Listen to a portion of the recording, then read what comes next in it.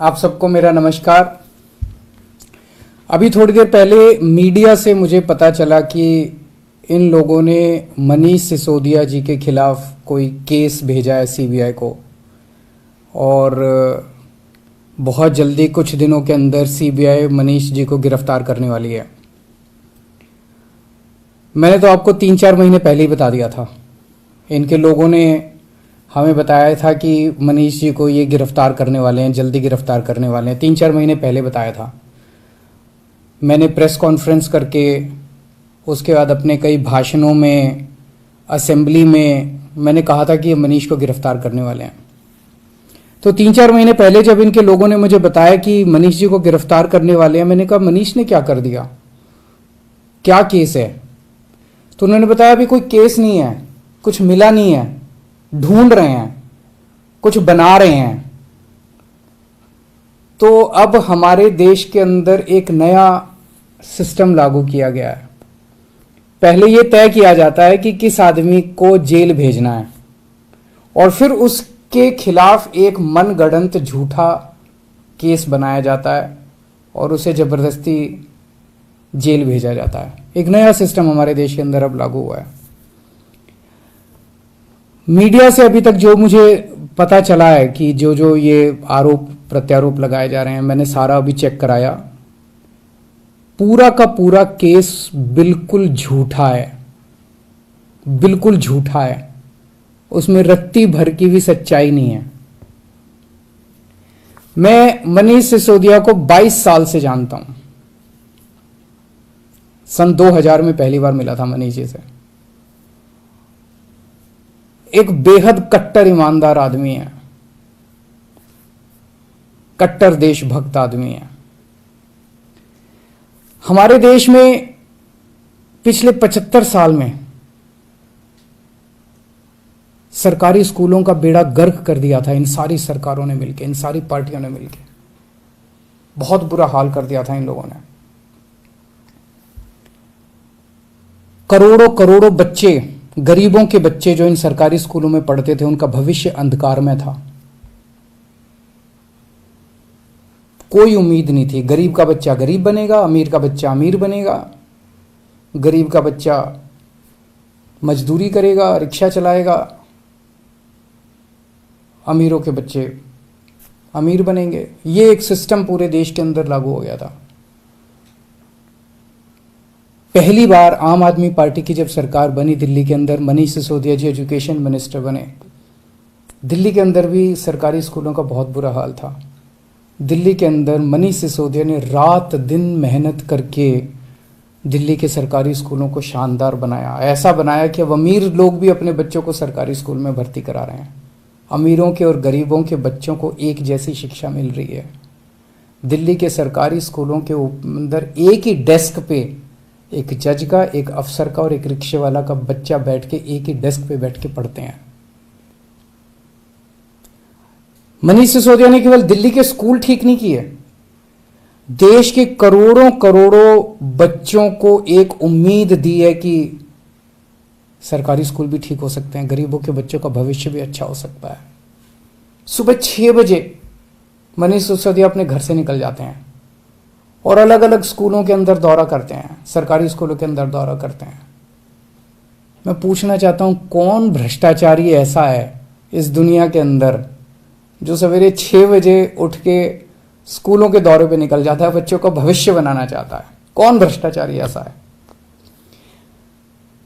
तो जेल से हमें डर नहीं लगता। हमें इनको थोड़ा सा ये लोग समझ लें कि इनको लगता होगा जेल से हमें डर नहीं लगता। तुम लोग सावरकर की औलाद हो जिसने अंग्रेजों से माफी मांगी थी। हम लोग भगत सिंह की औलाद हैं। हम भगत सिंह को अपना आदर्श मानते हैं, जिसने अंग्रेजों के सामने झुकने से मना कर दिया और फांसी पर लटक गया। हमें जेल से, फांसी के फंदे से डर नहीं लगता। कई बार जेल हुआ है हम लोग।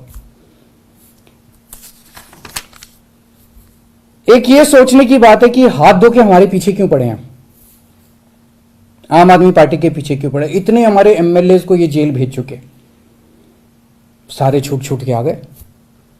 और कोर्ट ने जब छोड़ा तो ऐसे गंदे गंदे ऑर्डर पास किए इन लोगों के खिलाफ कि क्या झूठे सच्चे केस बना रहे हो।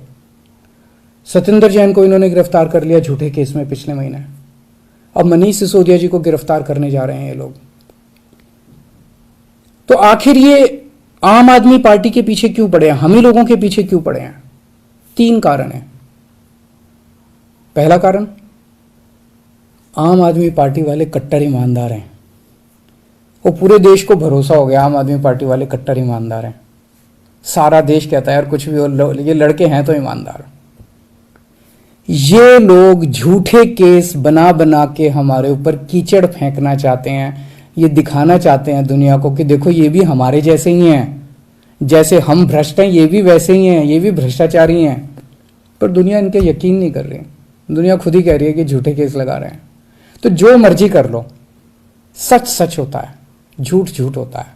जितना मर्जी कीचड़ तुम फेंक लो, कीचड़ चिपक नहीं रहा हमारे ऊपर। पाक साफ है हम लोग, सच्चाई के रास्ते पे चलते हैं, भगवान हमारे साथ है।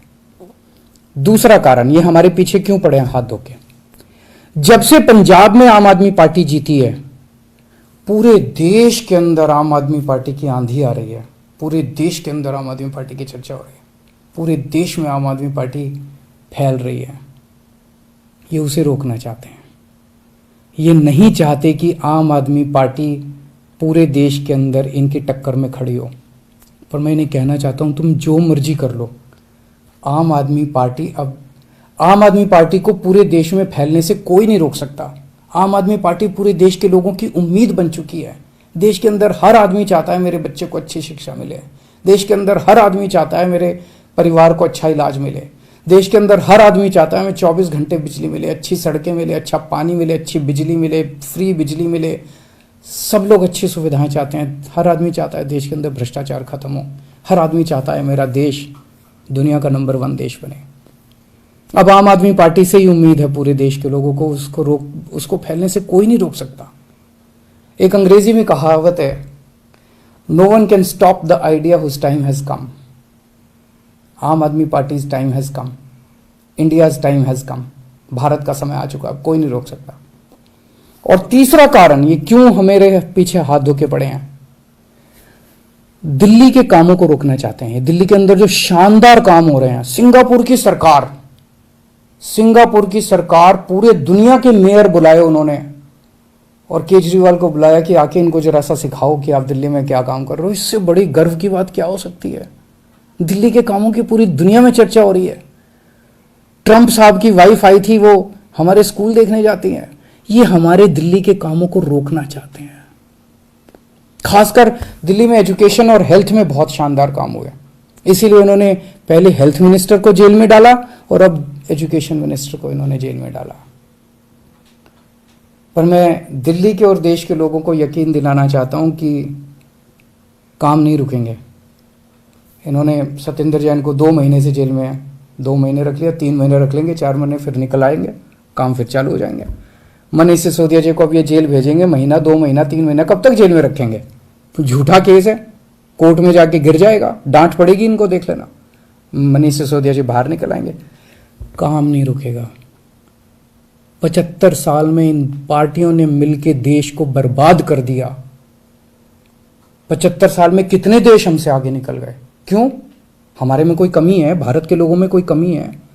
सबसे इंटेलिजेंट लोग हैं भारत के लोग। इन पार्टियों ने दगा दिया है, इन्होंने लूटा है, इन पार्टियों ने मिलकर देश को लूटा है। ये अपनी लूट जारी रखना चाहते हैं, लेकिन अब देश खड़ा हो रहा है। दिल्ली से जो ये चिंगारी निकली है, ये पूरे देश में फैलेगी और इसे कोई नहीं रोक सकता, बिकॉज इट्स टाइम हैज कम। अब देश खड़ा हो रहा है, देश जाग रहा है। देश ने देख लिया कि हो तो सकता था यार, अगर दिल्ली में हो सकता तो 75 साल में क्यों नहीं हुआ, बाकी देश में क्यों नहीं हुआ? इन पार्टियों ने मिलकर देश को जानबूझ के गरीब रखा, इन पार्टियों ने मिलकर देश को जानबूझ के अनपढ़ रखा। अब नहीं होगा। अब मेरा देश दुनिया का नंबर 1 देश बन के रहेगा।